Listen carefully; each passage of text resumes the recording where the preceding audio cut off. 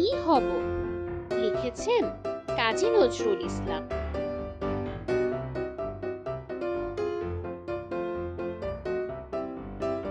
আমি হব সকাল বেলার পাখি, সবার আগে কুসুম বাগে উঠবো আমি ডাকি। সূর্যি মামা জাগার আগে উঠবো আমি জেগে। হয়নি সকাল, ঘুমো এখন, মা বলবেন ডেকে।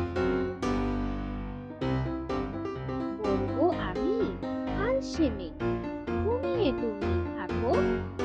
হয়নি সকাল তাই বলে কি সকাল হবে না তো।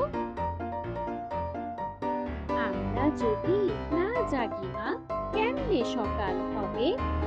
তোমার ছেলে উঠলে গো মা, রাত পোহাবে তবে।